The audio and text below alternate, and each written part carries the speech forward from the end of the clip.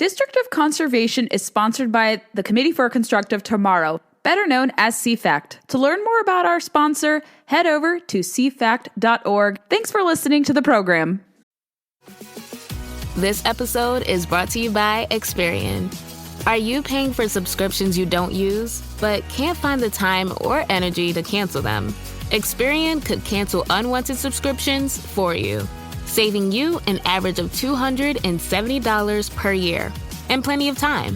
Download the Experian app. Results will vary. Not all subscriptions are eligible. Savings are not guaranteed. Paid membership with connected payment account required. Welcome to District of Conservation. I am your host, Gabriella Hoffman. This podcast offers a sober examination into all things hunting, fishing, shooting sports, energy, environment, and the public policy surrounding it. And this podcast also specializes in original interviews that you won't hear elsewhere. Here's what I have for you today. Nic, thanks for joining the podcast. I appreciate having me on, Gabriella. What is your background and how did you get involved in the outdoor industry? Sure. So I grew up in Southern California. I was born kind of at the beach. Grew up fishing, surfing, spearfishing, hunting, like all that good stuff. Went to school East Coast and then kind of lived in a bunch of big cities during my 20s as I pursued a career in kind of marketing, advertising, technology. Excuse me, I do have allergies right now. And then I moved to Bozeman in end of 2016. So I lived in Boulder for a couple of years before, working for a startup, and then liked the mountains and everything, but just was a little too many people. And then moved up here to Bozeman in 2016. I got involved in the outdoors, from my father. So some of my earliest memories are going hunting and fishing, probably 3-4 years old. So I've been, loving the outdoors for a long time. The outdoor industry obviously would be LandTrust's. So that's how I got involved with it. And I started LandTrust's in I went full-time July 1st of 2019. So I'm almost at 5 years. And the website launched October 2nd of 19. That's really cool. And funny coincidence, I'm also from Southern California. Whereabouts are you from? I was born in Laguna Beach and grew up in San Juan. Went to high school in San Clemente. No way. That is such a small world. I'm from Laguna Niguel, and I went to elementary school in Laguna Niguel, Bolton Elementary, Aliso Viejo Middle School, and I moved across the 5 freeway to go to high school in Tesoro. You went to Tesoro. That's cool. I did. Yeah, we played you guys in baseball. That is such a small world. Small world. How funny. No, and like you, except for the hunting part, I grew up saltwater fishing and freshwater fishing with my dad in that vicinity. So that is such a funny coincidence. It is. I love it. Talk more about LandTrust because it's very similar to some other companies I've highlighted here on the podcast several years ago. I think we were talking before going online that it's kind of similar. My listeners will be familiar with a company called Outdoor Access from here in Virginia. And they've kind of not been as prominent in recent years. And I feel like companies like yours have kind of taken over and really exerted yourself in this space. So talk about the model, talk about the company and how it differs from maybe perhaps competitors or other similar concepts.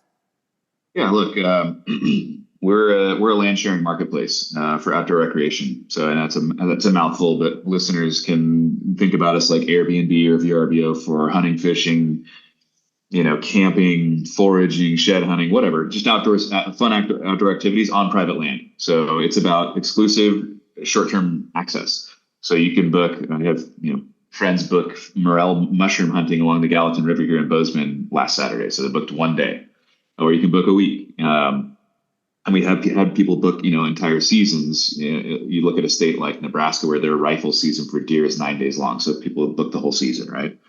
And so really, we're serving what I believe with this kind of like DIY private. So it's not outfitted, it's not guided. It's literally just access, exclusive access to property. I think we're serving a huge part of the market where, look, if you wanted to get out on private land, there's a handful of ways you could do it. You could be born into it. You could marry into it. You could buy it, which is obviously very expensive. You could lease it on an annual or multi-year basis. You could door knock, of course. Door knocking is, success rates may vary, or you can use something like LandTrust. So, we have a lot of people, we have thousands and thousands of people who use LandTrust. and they get access to properties that they would have never really even been able to find before. We have a lot of people that travel across the country. Let's say you're in Virginia, you want to come out and hunt a Merriam's turkey in Montana. And you want to basically take a week off or a few days and come out and have a great time. LandTrust is a phenomenal way to do that. You get to connect directly with the landowners who list their properties on LandTrust, ask them any questions you might have and book it just like you would, again, like an Airbnb or a VRBO. Yeah, it's a very similar concept to some of these other companies that have kind of come and gone. Mm-hmm. So how has yours outlasted kind of this niche? And then why are people, you would argue, flocking to your business model versus some of the competitors you have? Yeah, it's a great question. So look, it's funny. People are like, oh, you have such a great idea. Ideas are really not worth anything. An idea is an idea. It's about execution. And, some of the platforms that have tried to do what we're doing now, I mean, look, a lot of it is just timing. I know OutdoorX has kind of started, I think 2014, 15, 16, something like that. So they were before us. Look, there's a lot in building a company that is in your control, and there's a lot outside of your control. I would say, to those companies that have come before us with similar ideas and similar models, I think it was unfortunate timing for them. Smartphone adoption, cell coverage, Wi-Fi, rural broadband. And frankly, I can say, we launched right before COVID happened. And obviously COVID was a terrible thing for the country. But one of the things that came out of it that was just, again, out of my control is that farmers and ranchers started using Zoom, and so that would have been unheard of before COVID, honestly. I mean, maybe the very, very tip of the spear farmers and ranchers who are kind of like the innovators, but every day farmers and ranchers using Zoom for us to talk to them and onboard them that really wouldn't have been heard of before. So there's just some of these just market timing things that may lead to one company kind of pulling away and other companies, maybe not being able to make it. So we'll have a similar idea. I think there's a reason why an idea like the one we're, executing against keeps coming back is because it's a good idea, but it's just about, can the company execute against it? And so far thankfully we've been able to do that. We're about 1.5 million acres in 40 plus states. It's growing pretty quickly. You have probably gotten some criticism for the model. I think I saw some back and forth, maybe from your fellow outdoorsmen in Montana who were pretty critical of the model, especially it being a very public land heavy state. Yep. What do you say to the critics who say that such a model will undermine access, hurt conservation, those typical kind of bromides? So what is your kind of response to that? Because I think there's an equal footing for both, when everything is done correctly. In the private model that you guys are doing too, there's a space for that. So how do you hit back at critics who accuse you guys of despoiling that? Yeah, certainly. So look, access, I think there's a spectrum of access, right? When it comes to outdoor recreation on private land. So first of all, there's public land, of course, Montana, the West, we're very fortunate that we have, an incredible amount of public land. I just want to be very clear. We love public land. Public land is a great resource. It's this weird false dichotomy that you have to be for or against public, so we like it all. But when it comes to private land, look, there's a place for the government, there's a place for nonprofit, and there's a place for, the private market to go and work on access. With the government, you see, programs like in Montana, we have block management. In Kansas, they have WEHA. There's all these kind of walk-in access where the government's paying a landowner for 100 days, essentially, for them to open up access to land. That's great. I shot an antelope doe on block management property 2 years ago. There's, a place for the nonprofits. So you have the Pheasants Forever and those kind of guys who will do conservation work, and in exchange, they basically, ask for open public access. That's awesome too.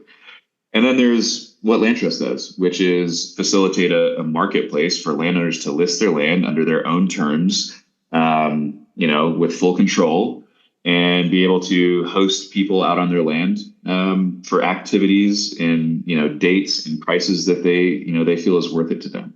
And I think, look, at the end of the day, if you're for private property rights, which we staunchly are, any of those outcomes, or a landowner saying, absolutely not, we want nobody out here, they all have to be celebrated, because that's a landowner getting to exert their property rights. So, I'm just as happy when a landowner says we want to go with block management, or we're doing a Pheasants Forever program. like that's all great because that's a property owner making a property right decision. So I think it's, a lot of when you start to have these conversations, I want to try and have as much intellectual integrity as possible. And so if I say I love property rights, I have to be excited about all those outcomes. Whereas some of these other folks who might be naysayers, they really like property rights when they're exerted in their favor. So like, hey, this landowner is in block management. By the way, the landowner is still getting paid for access. So that's the other kind of funny thing, like pay hunting isn't hunting or it's bad. Well, the landowner in a block management program is getting paid per hunter day. So it's still they're still monetizing hunting. It's just that the government or, the funds that the government facilitates is paying for it. So, there's a lot of like intellectual threads you can pull on these things and their arguments fall apart pretty quickly. So I'm for property rights. LandTrust is a staunchly private property rights company. And, whenever landowners get to make their own decisions for themselves, we celebrate that. And I think, from a conservation perspective, it's not even, a theory. If you make high quality habitat and wildlife populations profitable, you will have more of them. And that's really what we do. We work with a lot of multi-generation farm and ranch families across the country. And, for let's take turkeys, for example. A lot of ranchers, when we first talked to them, like turkeys are just this thing, like, yeah, they eat our feed in our pens or something like that. But they start generating income from hosting turkey hunters. And we literally have this happen all the time where they come to us and say, hey, how can we make better turkey habitat? And that's why we partner with like the National Wild Turkey Federation and these nonprofits. We're not experts at the conservation side, but we can connect them. But what it does do is say, when you make high quality habitat and wildlife populations profitable, you'll have more of them. And that's really what we want to do.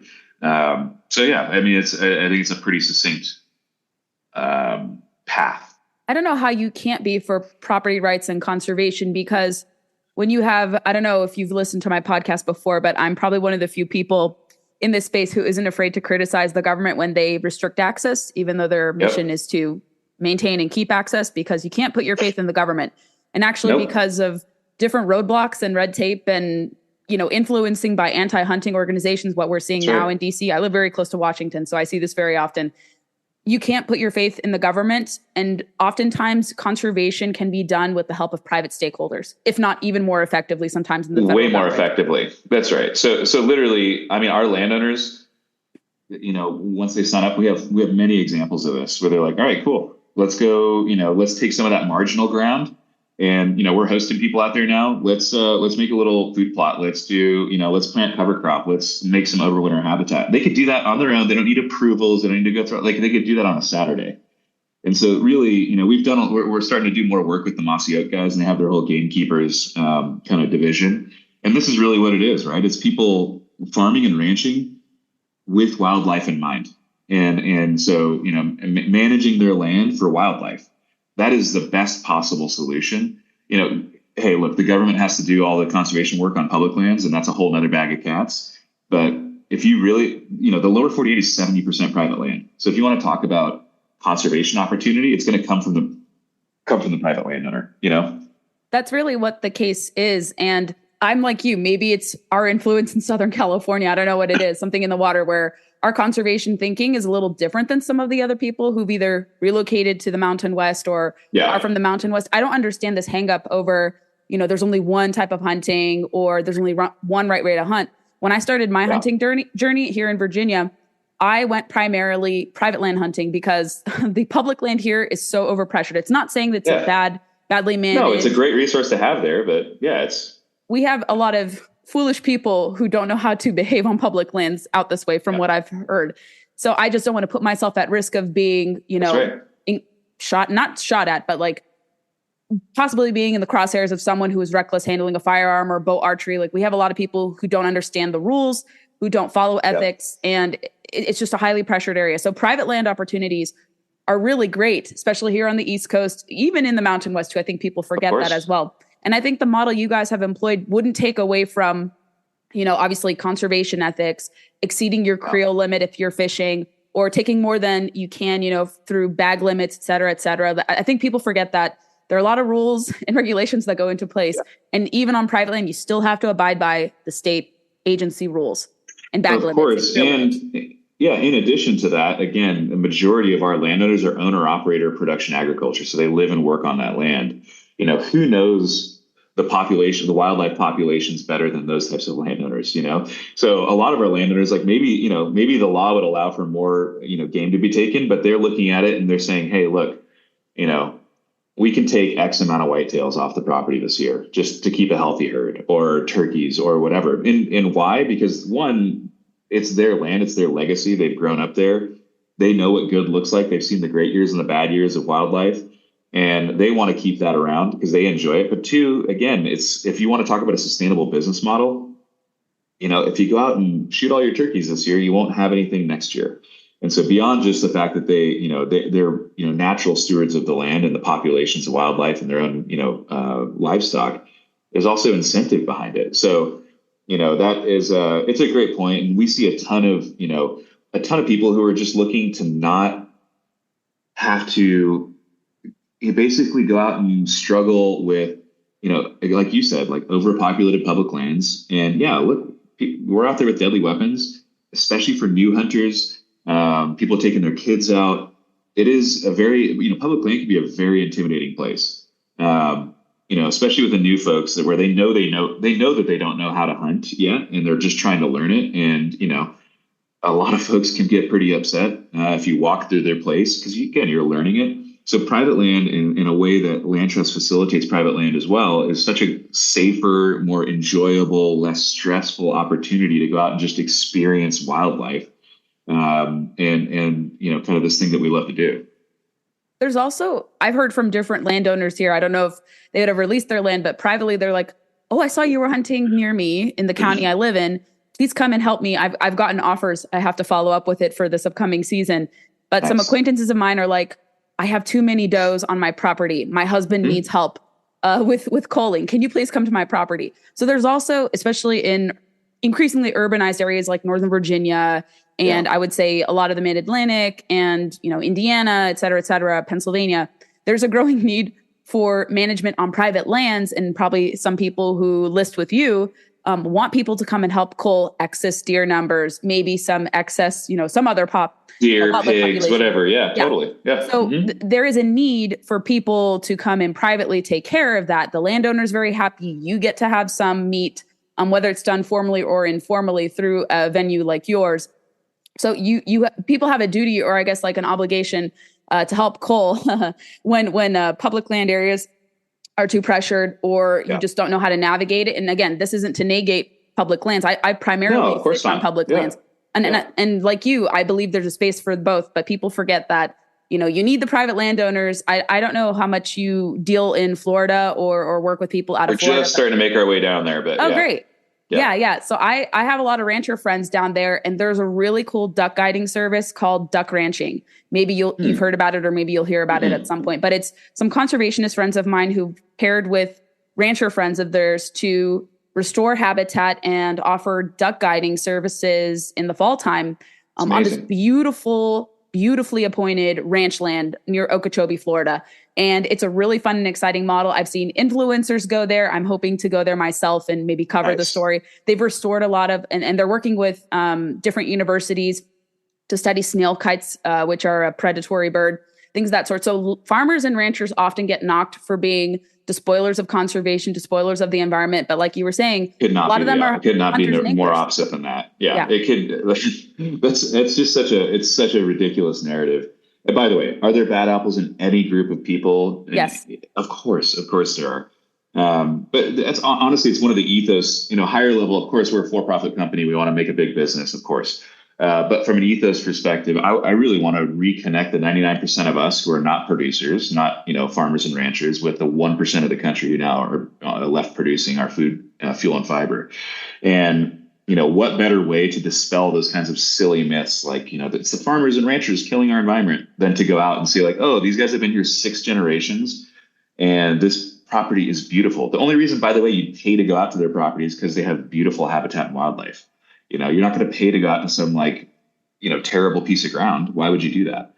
So, it is one of those things that is really frustrating, but I think the best way to dispel that myth amongst, the non-producing public is just to have them go out and experience these, meet these people, see how they take care of their livestock, the wildlife, the environment, and it becomes pretty clear pretty quickly. Aldo Leopold has a famous quote. I've cited this in a lot of presentations I've used. He said it'll be the private landowner who is going to be responsible for the longevity of public resources. I'm merely paraphrasing. But it's so funny that some people find that statement hollow or totally ignore it and don't realize that there has to be a need, or they like to give preferential treatment to private stakeholders who agree with their narrative. I've noticed they're very choosy about whom, maybe those who are more so inclined to preservationism versus true conservation. But they really knock on all these different type of individuals, the farmers and the ranchers, even though much like, and I think even energy workers, I don't know how much you guys deal with energy people, but among those so-called extractive, consumptive industries, I don't think that's the case. I think they've improved their strategies. It's a lot more, I would say, organized. They're very careful of any runoff or any pollution or any potential environmental impact, because the farmers and ranchers, they feed America. It's like 2% of that industry. That's only 2% of the population, feeds the majority of America. Energy, we rely on a lot of energy consumption from conventional, renewable, whatever. And, those people care about their environment too, because if they have too much of an impact, it hurts their profit margins. It hurts them, and they can be regulated. So everyone is really careful nowadays to not cause an environmental crisis. So I don't think it's valuable to attack different people because you've been told, oh my gosh, their property rights, they're advancing this, their extension of capitalism, So there are still people in conservation, I would say more so environmentalism, who still have this animus towards free enterprise and property rights, and they view anything that is on the appearance private, they view it as evil. So you never can really convince those people. But for those of us who support property rights, we do see a need for outlets like this because of, overcoming the land access challenges, taking newbies who may not otherwise be comfortable going really deep into public land, but may want to eventually try that once they're comfortable starting out on private land. And so we've talked a great deal, Nic, about so many different caveats and different things about your company. Is there anything else that we didn't talk about that you'd like to chime in on? No, look, I think, from a landowner perspective, and from an access perspective, access has gotten more difficult over the last probably 20, 30 years. And that's a real thing. I think there's kind of multiple factors in that. But, there's some people out there with their hair on fire screaming about, we shouldn't be recruiting more hunters. I think that's an incredibly dumb perspective, because hunters vote and we need to vote. I mean, we're watching ourselves lose hunting rights in different states right now. So if you have less hunters, there's less voters. It's a very selfish kind of perspective, in my opinion. So, from an access perspective, my point of view on this is that we're losing access because we're losing the supply, the ground. Like the private land that used to be huntable is now subdivisions. I live in a subdivision here in Bozeman that was, a wheat field 6 years ago. And, that provides habitat and it's huntable. And the reason we're losing that, and the reason we're losing immense amounts of farm ground every day, is because farming and ranching has become unprofitable. And if you can't, it's just a very straightforward calculation. If farms and ranches and pieces of undeveloped land cannot be profitable for their owners, they will be sold. And a good portion of that will be developed. And once a subdivision goes in, it's never going to be habitat again. So, we're not losing, access hasn't gotten harder because we have so many more hunters today than we've ever had. That's actually just not true. We could just look at the numbers of hunting licenses sold. It's been incredibly flat. It's because we're losing that undeveloped rural land that would be hunting ground. And so, basically we need to make sure we find ways to help these farms, ranches be profitable first and foremost, so they can stay in those family hands. And again, by putting a model like this in place where you show the landowners, hey, high quality habitat and wildlife populations are profitable, that's the flywheel right there. There is a problem with overdevelopment, and I don't want to see every corner here in Virginia or to states I travel frequently become another Walmart or a subdivision. And you can get all kinds of people to support, smart, sustainable development where you're not just tearing down viable habitat and farmland or hunting grounds into just the next subdivision. So I think we can be conscious about that. And that's where perhaps a model like yours can come in and reinforce the value of having that and having, that kind of untouched, still very like unique land. And we see this even on public land too, where this insistence to catalyze so-called clean energy, you ultimately have to sacrifice so many acres, millions of acres of public land. There's this I don't know if you're following this, but this would affect Montana if it becomes official. There's a Western solar plan that would potentially, at minimum, catalyze 700,000 acres. The worst case scenario would be 22 million acres across 12 Western states. And there's no uproar over that among some conservation groups or the populace. But because they have a certain agenda to make it more friendly for that, people kind of ignore that. So it's funny they have outrage over one type of form of development, but they're okay with public lands potentially being raised down for. I mean, there's nothing less ecologically, environmentally friendly than solar panel fields. So, it's lunacy. And by the way, in that scenario, now we're really going to need to depend on the private landowner for conservation, because there will be no habitat for wildlife on those public lands. Definitely not. No, I don't see that, because they're proposing a scheme called restoration mitigation leases, just essentially to give, they say it's going to be for nonprofits who want to, have a use for conservation or to have a conservation use. Yeah. Yeah. So it in their fact sheet openly, I posted this on social media. I take it from, the horse's mouth, metaphorically speaking. They said that hypothetically a solar company will be able to go in and bid on these mitigation restoration leases to offset the damage they cause. Yeah. That's unspeakable.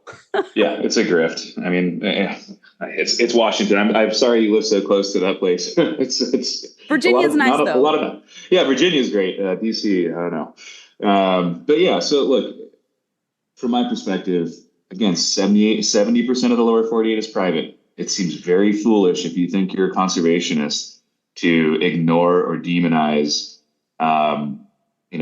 conservation efforts on private lands just because they might not match your flavor of what you'd like. You're either for property rights or you're not. Like that's the line in the sand. We are for property rights. We want landowners to make whatever decision they believe is best for their land. Nic, if people want to learn more about your company, follow what you guys are doing, where would you like to send them to? Sure. So the website is obviously a great place. It's LandTrust.com. I think we have some social media links on the bottom there. LandTrust Hunt on Instagram, I believe. I don't have social media. I haven't had it since 2016. So, I think those places are the best. If you're a landowner and you're interested in potentially learning more, look, we're business partners with landowners. You're not our customer. Our shared customer are the guests. And so, just from a business model perspective, so people understand, landowners don't pay to list with us or anything like that. We operate just like Airbnb or VRBO. We just make a percentage of a transaction. So we only make money when our landowners do. And, so if landowners are interested, or, if you're a sportsman or woman who wants to learn more, you can come to the website. There's a phone number on there. We're real live people. There's no chat bots or anything. You'll talk to people here in Montana and we'll be happy to help you. We pride ourselves on customer service. So, those are probably the best ways to find us. Outstanding. We'll include all the links. It's always fun to chat with new people like yourself and a fellow South Orange County native. That's such a small world. And so, Nic, thank you. Yeah, thank you for coming on. And anytime you have updates, you're more than welcome to come back and share with my listeners. Yeah, I appreciate you having me on, Gabriella. Thanks for listening to District of Conservation. If you enjoyed what you heard today, go leave us some reviews on Apple and Spotify or wherever podcasts are played. Your feedback will help us reach more people, and I love to know what is on your mind after each episode. Be sure to follow us on Facebook, Instagram, and Twitter to never miss a beat or a guest announcement, because that is our way of updating all of you listeners, and we have just hit 1,000 followers on Instagram for the podcast account. Thank you very much. And if you have any guest suggestions or topics you want to hear on the show, I am all ears. I would love to hear your feedback there. Thanks for listening, and stay tuned for the next episode.